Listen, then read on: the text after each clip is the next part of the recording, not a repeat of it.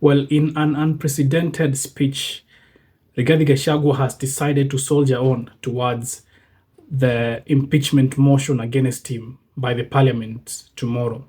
And this is unprecedented because many thought that Rigathi Gachagua will resign, and he has decided not to resign, and he is pushing on towards tomorrow. As we always say in Kenya, we are ready for Tuesday, and tomorrow is the mother of all parliament proceedings that everyone will be watching.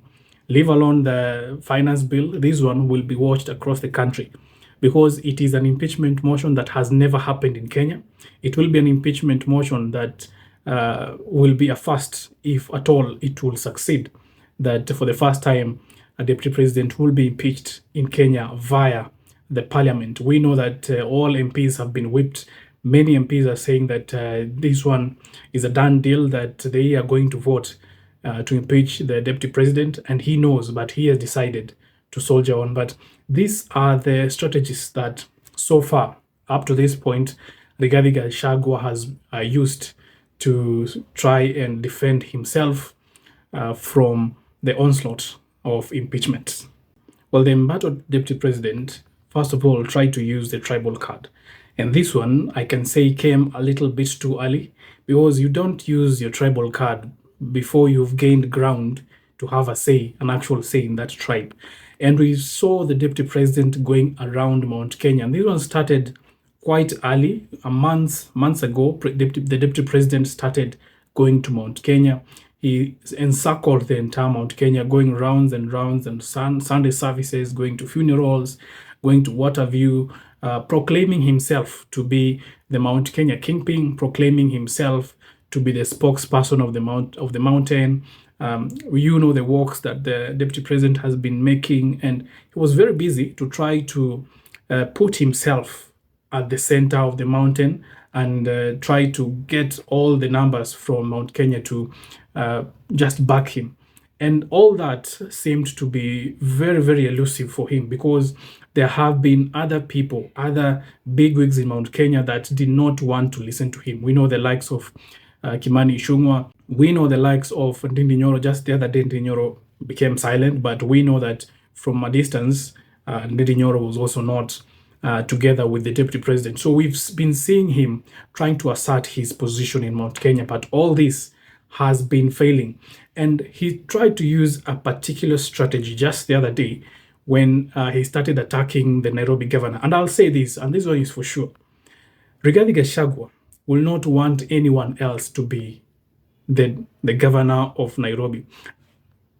Johnson Sakaja was just fit for Rigathi Gachagua to be hitting so that he can get Mount Kenya's sympathy, that he will see him as a person who is resonating with Mount Kenya. Because if someone else was at the position of Johnson Sakaja, let's say it was a person from Mount Kenya who was at the position of Governor Sakaja, then it means that Rigathi Gachagua will not have a reason to attack the Nairobi governor, and therefore he will not get sympathy. And there is no other county that he will go and attack anyone to get sympathy. We know that Nakuru County is led by someone from Mount Kenya. We know that Kiambu County is led by someone from Mount Kenya. It was only Nairobi that has a lot of people from Mount Kenya that gave Rigathi Gachagua a chance for him to seem as if he's defending people from Mount Kenya. So Johnson Sakaja did not do anything wrong, but Johnson Sakaja was that at the right place politically for Rigathi Gachagua to attack, so that he can be seen as a Robin Hood or someone who is defending the rights of the people of Mount Kenya. So it's not about Marikiti. We know that there is a need to have order in Nairobi. It is not about the traders. It was not about anyone else. It was about Rigathi Gachagua himself asserting his authority in Mount Kenya. And that's why he has been very, very fierce against Sakaja, for the mere fact that Sakaja is not from Mount Kenya and he is leading a county that has a lot of people from Mount Kenya, and therefore gave Rigathi Gachagua that platform to seem as if he is caring for people of Mount Kenya. And you know, Nairobi has people from all over the country. Yeah. So if he speaks to people of Mount Kenya who are in Nairobi, it will politically resonate, because everyone who is anywhere else, Nyandarua, Nyeri, Muranga, all of them have relatives in Nairobi. So if he's defending a person from Mount Kenya in Nairobi, it means that he's being heard, or the message goes back home to all these counties. So it was just a one-off and all these will be sorted. But the problem is, this has been seen for quite some time. Rigathi Gachagua has pronounced himself on tribal terms for quite some time, and people started now sensing that there is something wrong. There must be something different with this guy, because he's insisting, and he's so much insistent on Mount Kenya, and he's insisting so much on getting the grip of the mountain. But he seemed a little bit tribal, which now pitted the entire country against him, because you are speaking just to represent one community, yet you are the deputy president. You are in the office of the presidency, and therefore you're supposed to represent everyone. Should the president not be available today in the country, or should we lose our president, God forbid, you will be the president. But the kind of speeches that you're giving is that you are not balanced. You are not cutting across.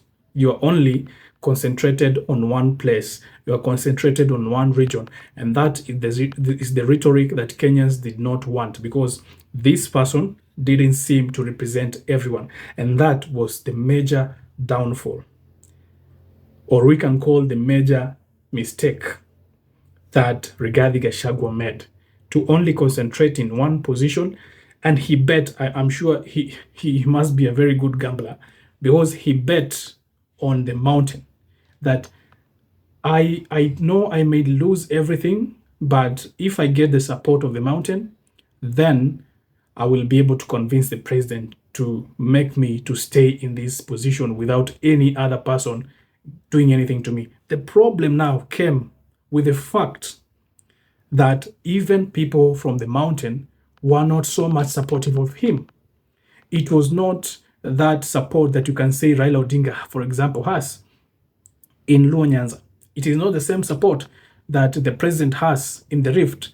The kind of support that Rigathi has comes from a very small quarter, even in the mountain.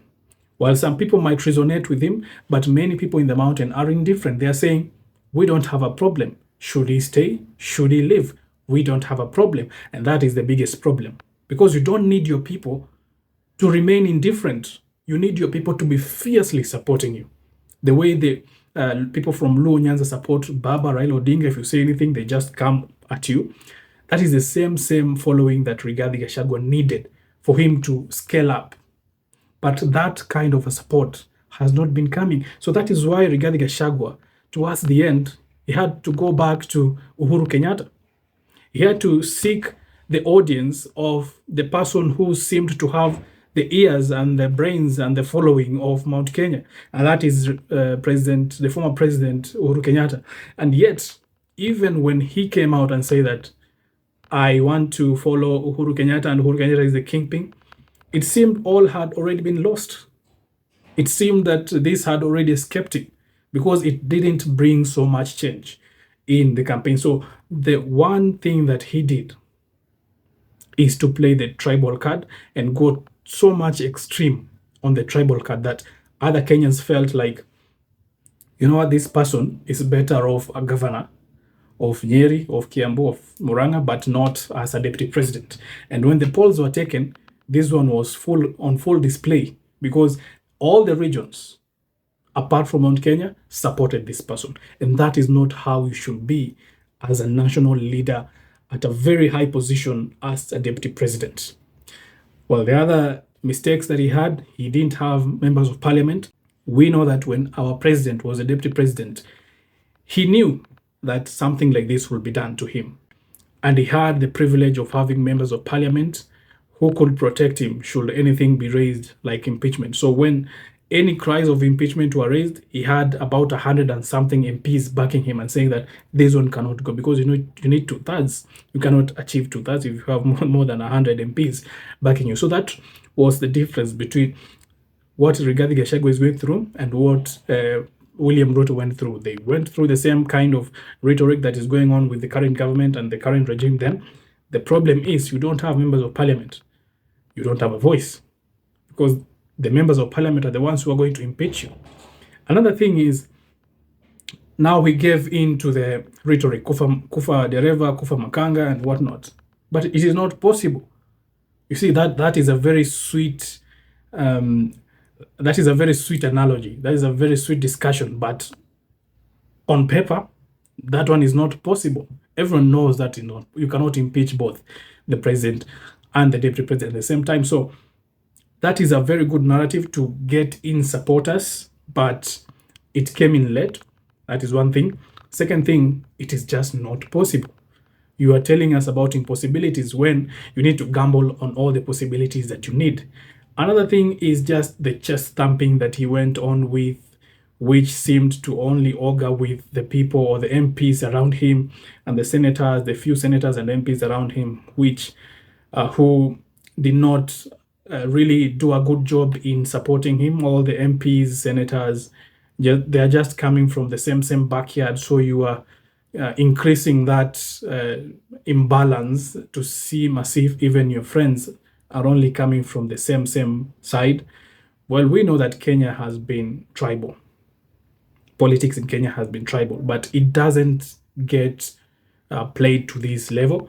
Yet, you know that just recently we had the Gen Z movement. The Gen Z were a very good political base for him to now try to stop this. But the Gen Zs are with the banner of no tribalism. They don't want tribal rhetoric. So you cannot bank on them, yet you are playing the tribal card.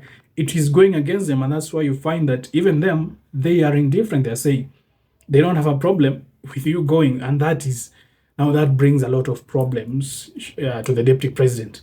And that is the reason as to why the deputy president has faced all these things that he has faced. His strategies to get out of this have just not worked. I'll just say what one MP said: if you get yourself in a ditch, don't dig deeper. Yeah, the speech that he gave this evening just before his impeachment are just digging deeper to the problems that he has.